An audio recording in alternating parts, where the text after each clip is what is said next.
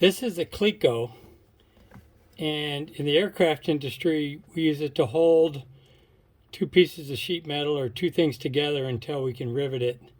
Here I'm going to use it to hold my drawer slide in place until I can get the first bracket in. So if you see when you squeeze this thing, there's a centerpiece that pulls back and it makes it smaller, and then when you put it in, those two jaws widen up and make it thicker. So I'll show you how it goes in.